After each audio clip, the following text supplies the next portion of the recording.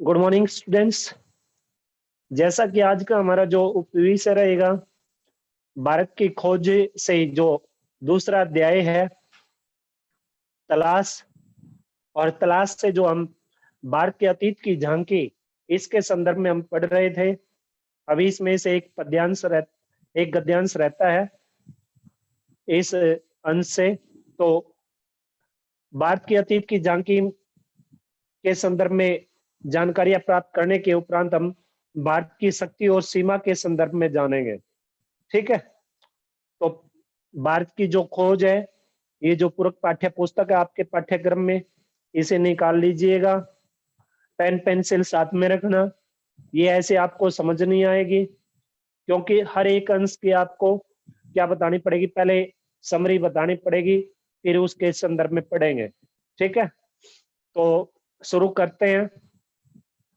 यहां से ये जो आपका दूसरा अंत में, इस तरह भारत के इतिहास की लंबी झांकी, अंतिम जो पद है, अंतिम पद से पहले भारत की शक्ति और सीमा से पहले जो पद है, जो आपका गद्य है, जो ये देख लीजिएगा। पद मैंने गलती से बोल दिया आपको। जो गद्य पंक्तियां हैं ये देखिएगा। चलिए गद्यांश। इस तरह भारत के इतिहास की लंबी झांकी अपने उतार चढ़ाव के और विजय पराजयों के साथ जैसे धीरे धीरे मेरे सामने खुलती जा रही थी। कौन कह रहा है ये बातें? कौन बता रहे हैं? नेहरू जी। किसके इतिहास के बारे में? भारत के इतिहास के बारे में। ठीक है, आगे चलिए।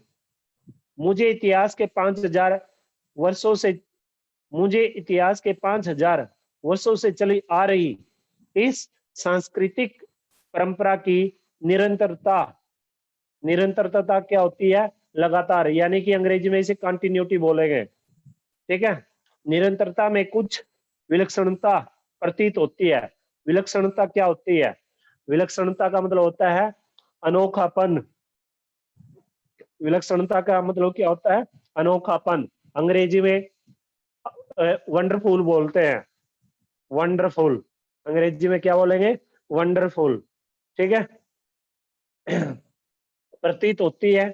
यह परंपरा जो दूर दूर तक जनता में फैली थी और जिसने उस पर गहरा प्रभाव डाला था। ये अतीत की झांकी है।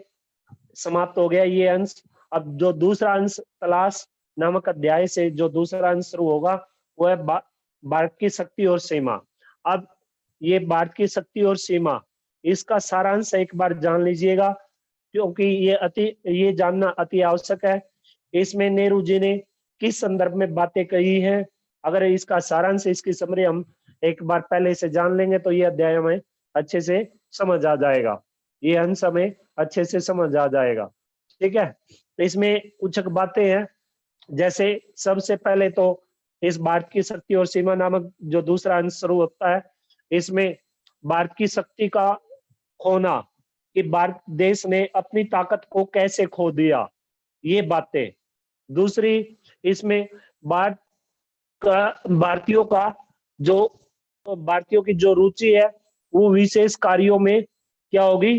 कम होगी। स्पेशलिस्ट जो वर्क इंडिया, स्पेशलिस्ट वर्क क्या करता रहा है? चांद पे खोज करना, तरह तरह के आविष्कारों की खोज करना, इसके लिए भारत देश पूरे संसार में जाना जाता है। इनमें भारतीयों की क्या हो गई? रुचि कम हो गई।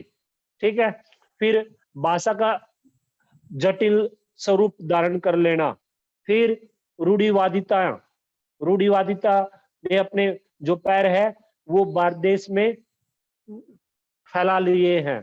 ठीक है, और फिर भारत का आंतरिक स्वरूप क्या है? भारत का आंतरिक स्वरूप क्या है, ये बातें इसमें बताई है। अब इसमें थोड़ा सा आपको मैं सारांश बता देता हूं। इसमें नेहरू जी ने बताया है, भारत की शक्ति और सीमा में नेहरू जी ने बताया कि किस तरह से भारत देश ने अपनी शक्ति के जो संस्थान है, अपनी जो ताकत है, अपनी ताकत को, अपनी जो शक्ति के जो स्रोत है, इसने खो दिए हैं। अब उसने किस तरह से क्या कर दिया है, उनका पतन, उनका जो नाश है वो कैसे खो दिया है, और किस तरह से किन वो जो कारण है, कारणों के भारत देश नहीं जान पाया, जिसकी वजह से ये जो प्रक्रिया है, यानी होने के कारणों की जो खोज की जाए, तो ये प्रक्रिया है, ये बहुत ही लंबी और उलझी हुई प्रक्रिया मानी जाएगी। और इस तरह से न जाने ऐसा क्या हुआ कि प्रत्येक क्षेत्र में आगे रहने वाला जो भारत देश है, वो भारत देश अब क्या हो गया, तकनीकी की दौड़ में पीछे जाता, पीछे चला गया है, पीछे पिछड़ गया है। और यूरोप के देश अब भारत देश से क्या हो गए हैं, आगे निकल गए हैं तकनीकी की दौड़ में। ठीक है, और तकनीकी में भारत देश से यूरोप के जो अन्य देश है वो क्या हो गए हैं, जो बिल्कुल ही छोटे देश थे, जो बिल्कुल भारत देश से बिल्कुल ही पीछे माने जाते थे, ऐसे ऐसे देश अब भारत देश से आगे निकल गए हैं। और तकनीकी विकास का कारण क्या है, विज्ञान के बारे में सचेत होना, साहसिक ताकत प्राप्त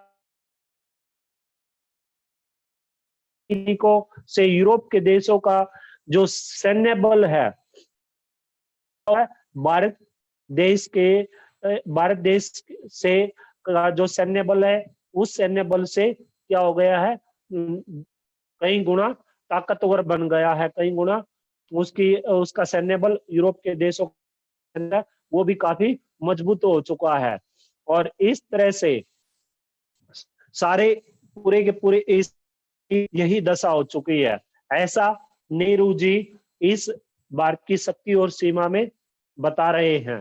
ठीक है, आगे जैसे मैंने आपको एक पॉइंट के माध्यम से बताया था, विशेष कार्यों में भारत देश की रुचि कम होना, विशेष कार्यों में भारत देश की रुचि कम होना।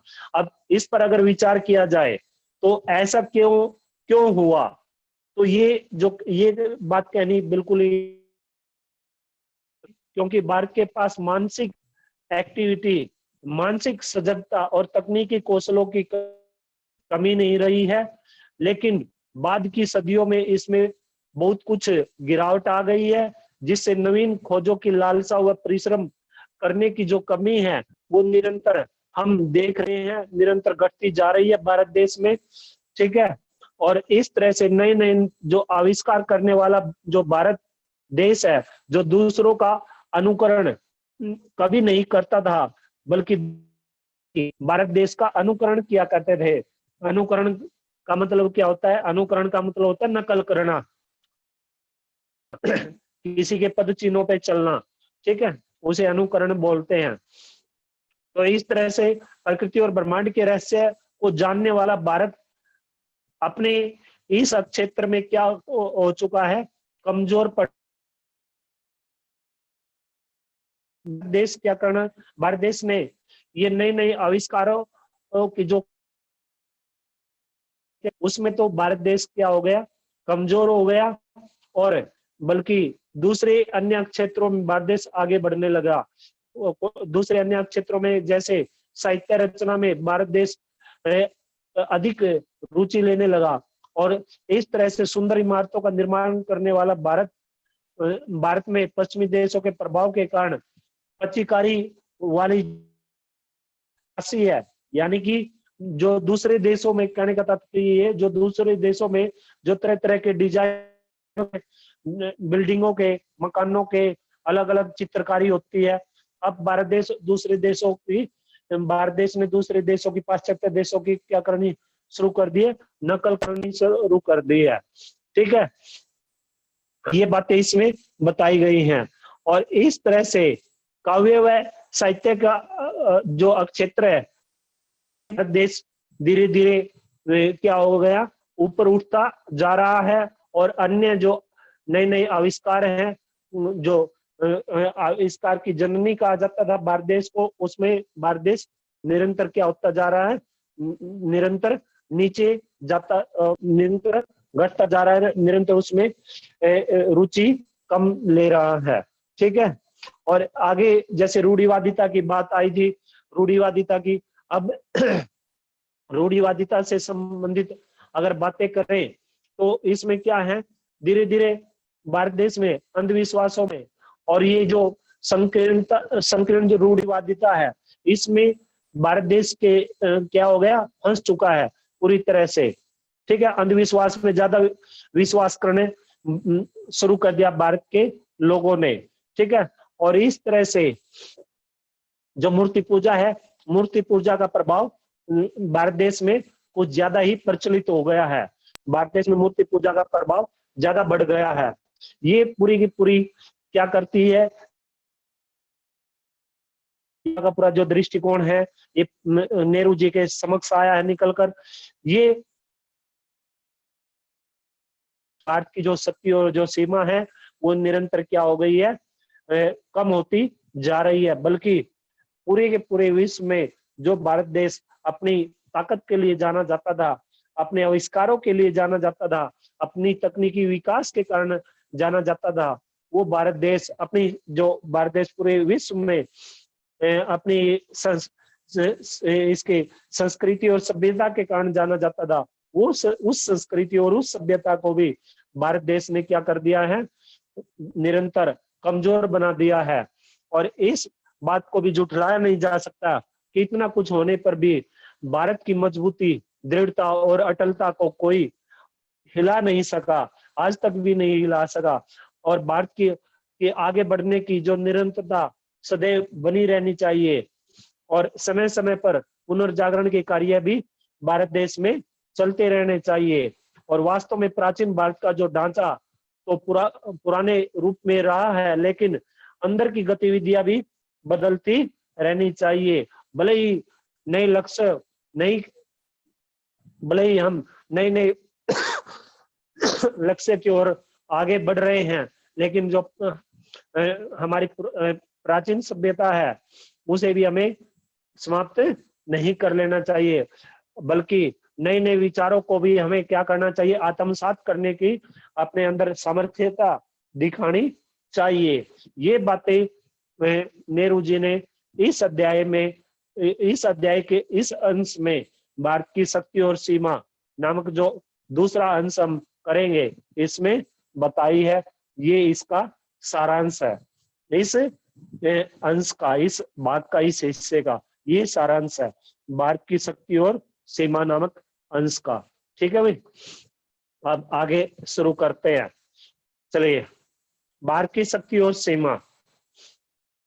अब जो कठिन शब्द आएंगे ना, कठिन शब्दों को साथ के साथ में लिखते जाना। अगर आपके पास किताब है तो बहुत अच्छी बात है, अगर नहीं है तो उससे भी बहुत अच्छी बात यह है कि आप साथ के साथ में नोटबुक रखना और पेन पेंसिल से लिखते जाना। चलिए, भारत की शक्ति के स्रोतों और उसके पतन और नाश के कारणों की खोज लंबी और उलझी हुई है। स्रोत क्या होते हैं? संस्थान। स्रोत का हिंदी में मतलब है संस्थान, अंग्रेजी में सोर्सेज। अंग्रेजी में क्या बोलेंगे? सोर्सेज। स्रोतों बहुवचन के रूप में प्रयोग हो गया ना, ठीक है, सोर्सेज। और पतन का मतलब होता है गिरावट, गिरना, निरंतर लुप्त होते जाना, समाप्ति की ओर जाना, ठीक है, एंडिंग की ओर जाना। आगे चलिए, पर उसके पतन के हाल के कारण पर्याप्त स्पष्ट है। पर्याप्त का मतलब होता है काफी। पर्याप्त का मतलब क्या होता है? काफी। भारत तकनीक की दौड़ में पिछड़ गया। कौन कहता है ये बातें? ये नेहरू जी बता रहे हैं, क्योंकि नेहरू जी को ऐसा आभास हुआ है, नेहरू जी ने ऐसी गतिविधियां होते हुए देखी हैं अपने जीवन में, तभी नेहरू जी ने ये सब कुछ यथार्थ रूप में नेहरू जी हमारे समक्ष प्रकट कर रहे हैं। ठीक है, यथार्थ क्या होता है? जैसा उन्होंने देखा उसको उसी रूप में हम हमारे समक्ष प्रकट कर देना। ठीक है, चलिए आगे चलते हैं। और यूरोप जो तमाम बातों में एक जमाने से पिछड़ा हुआ था। जमाना क्या होता है? संसार। आगे चलिए, तकनीकी प्रगति के मामले में आगे निकल गया। प्रगति, प्रगति क्या होता है? उन्नति, डेवलपमेंट होना किसी चीज का। अगला पृष्ठ निकाल लीजिएगा, पेज नंबर 8 निकाल ले। ठीक है भाई। इस तकनीकी विकास के पीछे विज्ञान की चेतना थी। विज्ञान की चेतना, चेतना क्या होती है? चेतना होती है बुद्धि। चेतन और अचेतन दो तरह का मस्तिष्क चलता है। जो हमारी खोपड़ी होती है, हमारा जो दिमाग होता है, वो दो तरह का होता है, एक्टिव और अनएक्टिव, यानी कि चेतन और अचेतन।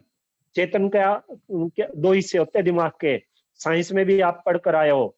क्योंकि जो चेतन है, चेतन यानी कि जो हमेशा ही काम करता रहता है, और अचेतन, अचेतन का मतलब है दिमाग का ऐसा भाग जब उसकी आवश्यकता होती है, जब कभी कभार जब उसकी आवश्यकता होती है, उसी समय उसका प्रयोग करते हैं, अन्यथा वो सोया रहता है।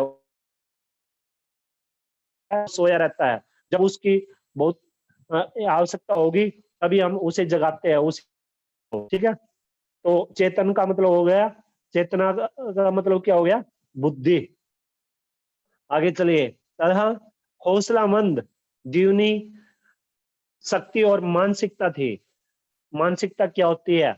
मेंटलिटी यानी कि सोचने की ताकत, सोचने की जो शक्ति होती है उसे मानसिकता बोलते हैं। उसे क्या बोलते हैं? मानसिकता बोलते हैं। आगे चलिए। नई तकनीकी ने पश्चिमी यूरोप के देशों को सैनिक बल दिया और उनके लिए अपना विस्तार करके पूर्व पर अधिकार करना आसान हो गया। यह केवल भारत की ही नहीं, लगभग सारे एशिया की कहानी है। ऐसा क्यों हुआ? अब नेहरू जी ये प्रश्नशैली करते हैं कि ये जो बातें क्यों हुई। पूरे एशिया की जो सैन्य ताकत पूरे विश्व में मानी जाती थी, वो अब इतनी कमजोर क्यों हो गई? ऐसे कौन से कारण थे? उन कारणों को ढूंढने की कोशिश की जा रही है नेहरू जी के द्वारा। ठीक है, अब देखिए ऐसा क्यों हुआ। इस गुत्थी को सुलझाना ज्यादा मुश्किल है। गुत्थी क्या होते हैं? जो उलझे हुए सवाल होते हैं, जो उलझे हुए क्वेश्चन होते हैं, उन्हें गुत्थी बोलते हैं। ठीक है, ज्यादा मुश्किल है क्योंकि पुराने समय में तो भारत में मानसिक सजगता और तकनीकी कौशल की कमी थी नहीं। कमी थी नहीं। मानसिक सजगता क्या होती है? सोचने की जो शक्ति होती है, जो सतर्कता होती है, एक्टिविटी जो होती है, यानी कि एक्टिवनेस। सजगता से मतलब है सतर्कता, यानी कि क्या होगी? एक्टिवनेस, एक्टिव रहना, सजग रहना, सतर्क रहना। और कौशल, कौशल का मतलब क्या होता है? तकनीकी कौशल। तकनीकी कौशल से मतलब है तकनीकी हुनर से। कौशल का मतलब है हुनर, यानी कि स्किल। स्किल डेवलपमेंट नहीं बोलते जैसे हम, ठीक है, अंग्रेजी में स्किल बोलेंगे। आगे है, किंतु बाद की सदियों में उत्तरोत्तर, उत्तरोत्तर यानी कि दिन प्रतिदिन घटते जाना, उत्तरोत्तर गिरावट का आभास होने लगता है। जीवन की लालसा और उद्यम में कमी आ जाती है। उद्यम, उद्यम क्या होता है? परिश्रम। उद्यम क्या होता है? परिश्रम। अक्षीण होती रचनात्मक प्रवृत्ति की जगह अनुकरण की प्रवृत्ति ले लेती है। अक्षीण, अक्षीण का मतलब क्या होता है? कमजोर। अक्षीण का मतलब क्या होता है? कमजोर। और अनुकरण, अनुकरण, अनुकरण का मतलब क्या होता है? अनुकरण का मतलब होता है किसी के पीछे चलना। मैंने पहले बताया था आपको, जब सारांश बताया था। अनुकरण का मतलब अनु उपसर्ग है। अनु क्या है?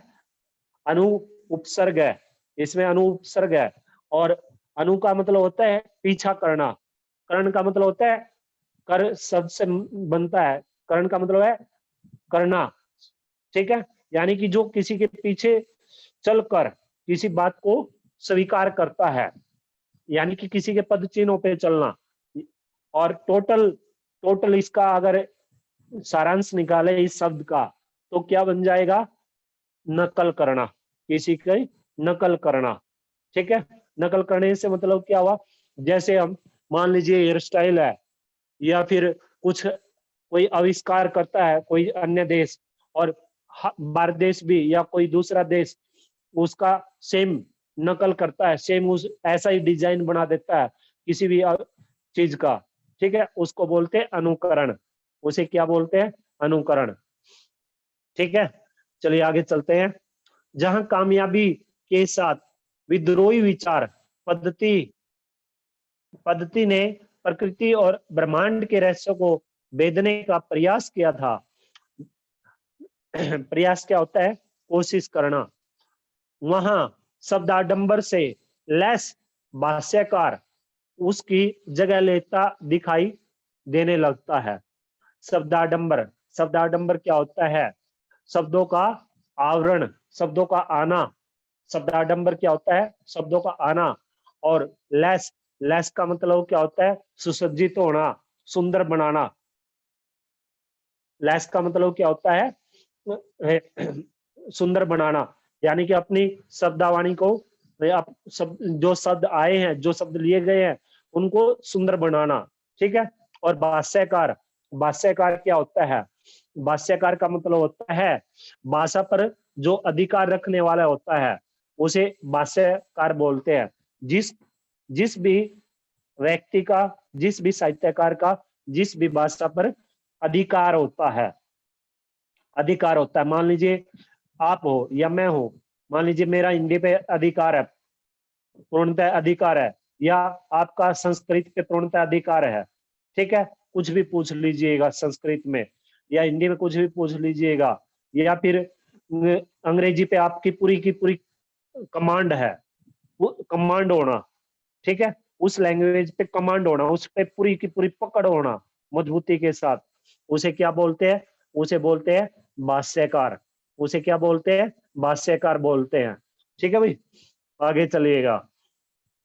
भव्य कला, भव्य कला का मतलब होता है सुंदर कला। भव्य का मतलब क्या होता है? सुंदर।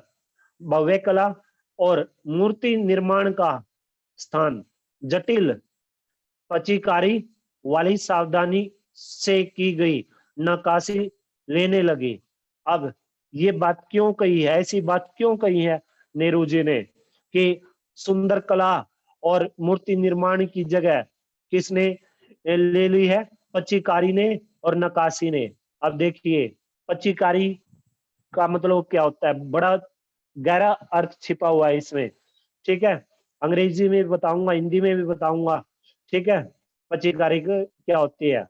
पच्चीकारी, पच्चीकारी क्या होती है? पच्चीकारी का मतलब होता है पच्ची करके तैयार किया गया जो काम होता है, उसको पच्चीकारी बोलते हैं। अर्थात अंग्रेजी में इसको क्या बोलते हैं? मौसिक। शायद उच्चारण गलत हो मेरा, लेकिन स्पेलिंग देख लीजिएगा, क्योंकि आपको एक बात बिल्कुल ही स्पष्ट बता दूं, अंग्रेजी मुझे आती नहीं है, और जैसी कैसी भी आती है आपको उसके बारे में बताते जाते हैं। जो भी शब्द अगर हिंदी में नहीं समझ आएगा तो उसे अंग्रेजी में समझाने की कोशिश की जाएगी, प्रयास किया जाएगा। ठीक है, तो अंग्रेजी में इसे बोलते हैं मौसिक, शायद मौसिक बोलते होंगे, बाद में आप मुझे बता देना इसका उच्चारण सही है या गलत है। M O S, M O S A I C, M O S A I C, अर्थात एक ऐसी ऐतिहासिक कला, अर्थात एक ऐसी ऐतिहासिक कला जिसमें उत्कृष्ट पद्धति से कटे हुए, जड़े हुए, तरासे हुए, खोजे गए व चमकाए गए रंगीन पत्थरों के जो टुकड़े हैं, रंगीन पत्थरों के जो टुकड़े हैं, रंगीन पत्थरों के टुकड़ों से पत्थर में जो चित्रकारी की जाती है, रंगीन पत्थरों के जो टुकड़े होते हैं, जो कटे हुए होते हैं, स्टेप बाय स्टेप जिसको हम काटते हैं, या उसमें कुछ जोड़ देते हैं, या उसमें कुछ तलाशते हैं। ठीक है, ऐसे, या उसमें वो अलग अलग रंग के जो रंगीन पत्थर के टुकड़े होते हैं, उसमें जो चित्रकारी की जाती है, जो चित्रकारी की जाती है, या जो सजा, ये क्या होती है? जो चित्रकारी की जाती है उसको पच्चीकारी बोलते हैं। उसे क्या बोलते हैं? पचीकारी बोलते हैं। या ये जो कला होती है, ये एक ऐसी सजावटी कला होती है कि इसमें कार्य को करने के बाद क्या किया जाता है? अलग अलग कार्यों को एकत्रित किया जाता है, उन्हें जोड़ा जाता है और फिर उसे एक ऐसे लेवल पर चिपकाया जाता है, उसे अधे स्तर पर चिपकाया जाता है। और जब अलग अलग कार्यों को एकत्र करके उसे फिर क्या किया जाता है? जोड़ा जाता है। जोड़कर क्या करे? उसे एकत्रित करके उसे जोड़कर फिर उसे दर्शाया जाता है। उस पे वो जो चित्रकारी की जाती है उसे ही पच्चीकारी बोलते हैं। उसे ही क्या बोलते हैं? पच्चीकारी। अगर आप ज्यादा ही कुछ इसके बारे में जानना चाहते हो तो जो फाइन आर्ट के जो टीचर हैं, रीता मैम या फिर सुरेश सर है, उनके बारे में आप ये चीजें आप देख सकते हो और प्रैक्टिकली तौर पे भी आप कर सकते हो और वैसे भी सामान्य तौर पे जानकारी प्राप्त कर सकते हो। ठीक है भाई, जितना मुझे इसके बारे में पता था वो मैंने आपको बता दिया। और आगे चलिए, नक्काशी। नक्काशी का मतलब क्या होता है? नक्काशी का मतलब होता है हाथ से की गई जो मीनाकारी होती है, हाथ से जो की गई जो कलाकारी होती है उसको नक्काशी बोलते हैं। तरह तरह के जो डिजाइनिंग, अब एक सिंपल सा एग्जांपल बताऊं, जैसे सर्दियों में जो महिलाएं क्या होती है, महिलाएं ऊन एकत्रित कर लेती है ना, ऊन ऊन को लेकर और जो बुनाकारी करती है वो फिर स्वेटर, जर्सी, इस तरह की छोटे छोटे बच्चों के लिए या बड़े व्यक्तियों के लिए भी क्या करते हैं? जर्सी स्वेटर बुनती है कि नहीं बुनती है।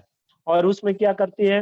पहले एक हिस्सा, फिर दूसरे हिस्से को, फिर तीसरे हिस्से को, पहले एक हाथ, फिर दूसरा हाथ, फिर टांग, फिर दूसरी टांग, फिर इस तरह से अलग अलग डिजाइन निकाल देती है। उसमें निकालती है कि नहीं निकालती है? और फिर वो सभी डिजाइन, वो जो काम किया उसने, उस महिला ने, उस उनके माध्यम से वो जो बनावटी काम किया है वो फिर एकत्रित करके वो एक सुंदर सी जर्सी या स्वेटर का निर्माण हो जाता है। ठीक है, उसे क्या बोलते हैं? और उस पे क्या करते हैं, कई बार तो मोती मोती से भी चमका देते हैं, या जैसे सुट्टों पे नहीं होते हैं औरतों के, महिलाओं के जो सूट होते हैं उनमें हम क्या करते हैं? तरह तरह की चमक, तरह तरह के डिजाइन होते हैं, आज से जो कारीगरी की हुई होती है उस पे मोती चमकते होते हैं, या फिर अलग अलग डिजाइन, अलग अलग वो दिखाई देते हैं। कई बार शर्टों पे भी दिखाई देते हैं, पैंटों पे ये डिजाइन दिखाई देते हैं, उन्हें नक्काशी बोलते हैं। उन्हें क्या बोलते हैं? आजकल तो अधिकतर क्या करते हैं, मशीनों से ये नक्काशी की गई है, ये जो डिजाइन निकालते हैं मशीनों से ज्यादातर प्रयोग करना शुरू कर दिया है, मशीनों से ज्यादा नक्शे निकालने शुरू कर दिया है, डिजाइन निकालने शुरू कर दिया, क्योंकि हाथ से इसमें क्या होता है, बहुत ज्यादा मेहनत करनी पड़ती है, बहुत ज्यादा परिश्रम होती है हाथ से अगर ये कारीगरी करेंगे तो। ठीक है, आगे चलिए। प्रभावी प्रभावी किंतु सरल, सजीव और समृद्ध भाषा की जगह अत्यंत अलंकृत और जटिल साहित्य शैली ने ले ली है। ये बातें बता रहे हैं, ये कारण बता रहे हैं नेहरू जी, जिनकी वजह से भारत की जो सैन्य ताकत है वो कमजोर हो गई, जो भारत की शक्ति और जो सीमाएं हैं वो कमजोर पड़ गई। ये रीजन है जो हम पढ़ रहे हैं, जो अभी उपयुक्त पंक्तियों में पढ़कर आए हैं। ठीक है, चलिए आगे। इसमें अलंकृत, अलंकृत का मतलब क्या होता है? अलंकारों से सुसज्जित, अलंकारों से युक्त। ठीक है, और जटिल, जटिल का मतलब होता है कठिन, डिफिकल्ट। ठीक है, आगे चलिए।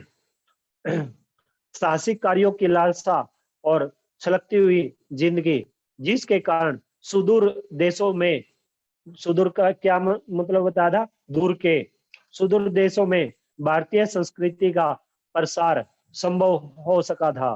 प्रसार क्या होता है? प्रसार का मतलब होता है प्रचार।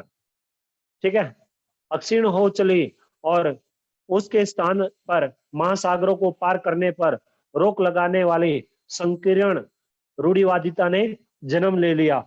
ये सभी बातें जो हम पढ़कर आए हैं पच्चीकारी वाली, नक्काशी वाली, अलंकृत और जटिल साहित्य शैली वाली, ठीक है, और जो ये साहसिक कार्यों वाली, और जो ये संस्कृति और प्रसार वाली जो बात है, ठीक है, और महानगरों को पार करने वाली जो बातें हैं, ये सभी के सभी क्या हैं, ये कारण है, ये रीजन है जिनकी वजह से क्या हो चुका है, भारत की जो शक्ति और जो सीमाएं हैं वो निरंतर कमजोर पड़ गई हैं। ठीक है, ये नेहरू जी ने फाइंड आउट किया है, ये नेहरू जी ने क्या किया है, फाइंड आउट किया है। ठीक है भाई, संकीर्ण रूढ़िवादिता का क्या मतलब होता है, दक्यानूसी विचारधारा वाले जो लोग होते हैं, दक्यानूसी विचारधारा वाले से मतलब है जो पुरानी सोच के जो लोग होते हैं, पुरानी विचारधारा के जो लोग होते हैं, उन्हें क्या बोलते हैं, संकीर्ण रूढ़िवादिता। संकीर्ण का मतलब होता है जकड़े रहना, और रूढ़िवादिता का मतलब होता है उसी विचारधारा में जकड़े रहना। उदाहरण के तौर पे आपको बताऊं, जैसे मान लो ये नहीं बोलते पहले के जो लोग, क्या कहते थे कि भाई औरतों को घर की चार दीवारी में रहना चाहिए, उन्हें ज्यादा शिक्षित नहीं होना चाहिए। ठीक है, और आजकल तो आजकल भी देखोगे आप, आजकल भी कुछ जगहों पर, कुछ क्षेत्रों में क्या हुआ है, औरतों को या लड़कियों को ज्यादा पढ़ने लिखने के लिए उन्हें बाहर नहीं भेजते, 10वीं 12वीं ही उन्हें पास करने देते हैं। ठीक है, और औरतों को कामकाज के लिए भी नहीं भेजा जाता। लेकिन आजकल क्या है, काफी बहुत सारे ऐसे भारत देश में भी और विश्व में भी ऐसे क्षेत्र है जहां पर औरतों को घर की चार दीवारी में ही कैद करके रखा जाता है, लड़कियों को वहीं तक सीमित रखा जाता है, चार दीवारी तक ही सीमित रखा जाता है। लेकिन आज की इस शिक्षा ने और आज के इस आधुनिकरण ने क्या कर दिया है, इस आधुनिकरण ने लोगों की सोच को, इस संकीर्ण रूढ़िवादिता को क्या कर दिया है, बदल दिया है। क्योंकि आज की जो शिक्षा है, उस शिक्षा ने और लोगों की प्रेरणाओं ने, सामाजिक कार्यों ने, जो सामाजिक परिवर्तन करने वाले जो साहसिक पुरुष हैं या महिलाएं हैं, जो तरह तरह के कार्य करते रहते हैं, जो लोगों को जागरूक करते रहते हैं, उन्होंने क्या कर दिया, इस महिलाओं को, औरतों को, लड़कियों को एक चार दीवारी तक ही सीमित नहीं रखा है। अब आप देखोगे पुलिस है या फिर एयरफोर्स है या फिर कोई भी अन्य कार्य है, खेतों में भी आजकल आप देखोगे जो लड़कियां हैं या औरतें हैं वो खेतों में भी काम करती हैं, पहले भी करती थी लेकिन अब भी करती हैं, और ट्रैक्टर भी चलाती है, बाइक भी चलाती है, गाड़ियां भी चलाती हैं। और अब अपने अधिकारों के लिए जो महिलाएं हैं, महिलाएं भी निरंतर प्रयास करती रहती है, सरकार के साथ भी संघर्ष करती रहती है, सरकार के साथ भी इनकी टकराट होती रहती है, घर के व्यक्तियों के साथ भी, समाज के साथ भी इनकी टकराट चलती रहती है। ठीक है, तो कहने का तात्पर्य यही है कि संकीर्ण रूढ़िवादिता का मतलब है दक्यानूसी विचारधारा। ज्यादा इस पे ज्यादा अगर मंथन करेंगे तो ये अध्याय समाप्त नहीं हो पाएगा, हमारा ये जो अंश है ये समाप्त नहीं हो पाएगा। ठीक है भाई, आगे चलिए। जांच पड़ताल की विवेकपूर्ण चेतना लुप्त होती गई। लुप्त का मतलब क्या हो गया, समाप्त हो जाना, खत्म हो जाना। और अतीत की अंधी मूर्ति पूजा ने उस, अब अतीत में क्या था, भूतकाल में क्या था, मूर्ति पूजा, इस तरह के कर्म कांडों ज्यादा विश्वास करते थे। और आज भी हम देखते हैं ऐसे ऐसे कर्म कांडों पे हम क्या करते हैं, बहुत ज्यादा विश्वास करना हम लोगों ने शुरू कर दिया है। देखोगे ना मूर्ति पूजा पे आप जगह जगह स्नान इत्यादि तीर्थ स्थानों पे हम ज्यादातर घूमने फिरने के लिए जाते हैं। ठीक है, लेकिन हमारी जो साइंस है, साइंस क्या करती है, अधिकतर साइंस हमारी इस पर विश्वास नहीं करती मूर्ति पूजा पर। लेकिन आप कई बार ऐसी ऐसी घटनाएं देखोगे कि साइंस भी इन चीजों पे विश्वास, साइंस ने भी इन चीजों पर विश्वास करना शुरू कर दिया है। कई घटनाएं ऐसी देखोगे कि डॉक्टरों से जो मरीज होते हैं, जो बीमार व्यक्ति होते हैं, उनका ट्रीटमेंट नहीं हो पाता। और अंत क्या होता है, अगर कोई उन्हें, जो साधु संत है या भगत जन है, परमपिता परमात्मा का जो प्रिय व्यक्ति है, वो अगर उन्हें कोई झाड़ फुंकार लगा देता है तो उससे वो क्या हो जाता है, तुरंत ही उसे आराम मिल जाता है, तुरंत ही उसे वो सुचारू रूप से कार्य करना शुरू कर देता है वो बीमार व्यक्ति। ठीक है, तो ये बात है इसमें। आगे चलिए आप। अतीत के विकट भार ने उसे कुचल कर रख दिया। विकट, विकट क्या होता है, वि उपसर्ग है। विकट का मतलब होता है कठिन, जटिल। ठीक है, ये जितनी भी बातें हम पढ़ रहे हैं, ये सभी नेहरू जी ने फाइंड आउट की है। भारत की जो ताकत कमजोर होने का जो कारण है, ये सभी हैं, ये बातें बता रहे हैं नेहरू जी। आगे चलिए। और वह एक तरह की मूर्छा से ग्रस्त हो गई। मूर्छा क्या होता है, मूर्छा का मतलब होता है बेहोशी। ठीक है, मानसिक जड़ता और शारीरिक थकावट के इस हालत में भारत का ह्रास होने लगा। ह्रास, ह्रास का मतलब होता है पतन। वह गतिहीन और जड़ हो गया, जबकि विश्व के दूसरे हिस्से प्रगति के पथ पर बढ़ते गए। अब क्यों दूसरे विश्व के दूसरे जो देश है वो आगे क्यों बढ़ गए, क्योंकि वो लोग मूर्ति पूजा पर, अतीत में ये जो कर्म कांड है, ये जो संकीर्ण रूढ़िवादिता है, इन पर उन्होंने क्या करना शुरू कर दिया, इनको दरकिनार कर दिया। इन पर विश्वास वो बहुत ही कम करना शुरू कर दिया। और इस तरह से वो जो बाकी देश थे वो भारत देश से आगे निकल गए, और भारत देश इन चीजों पे ज्यादा विश्वास करता है, इन्हीं पर क्या करता है, इन चीजों पे ज्यादा विश्वास करता है, इसी वजह से भारत देश पीछे रह गया। अब एक आपको करंट का एग्जांपल बताऊं, करंट का एग्जांपल क्या है। अब जैसे पीछे मार्च में लॉकडाउन लगा था, ये ये जो कोरोना महामारी है, इस बीमारी की वजह से। और क्या हुआ था, एक दिन शायद आपको याद भी हो कि थाली और ताली और थाली पूरे विश्व, पूरे भारत में बजी थी कि नहीं बजी थी। इन चीजों पे विश्वास कर रहे थे ना, और ऐसा कह रहे थे कि ध्वनि के माध्यम से यानी कि थाली बजाएंगे और ताली बजाएंगे तो इससे ये जो बीमारी है ये भाग जाएगी, ये दूर हो जाएगी। कौन सी बीमारी गई, कौन सी किधर गई, कहाँ गई, नहीं गई ना। ऐसे के ऐसे है ना, बल्कि और इस बीमारी ने। और बाकी देश क्या करते हैं, भारत देश इन बातों में विश्वास, बाकी देश तरह तरह के वैक्सीन निकाल के लेके आया। ठीक है, भारत ने भी वैक्सीन की, लेकिन इन चीजों में, आध्यात्मिक चीजों में भारत देश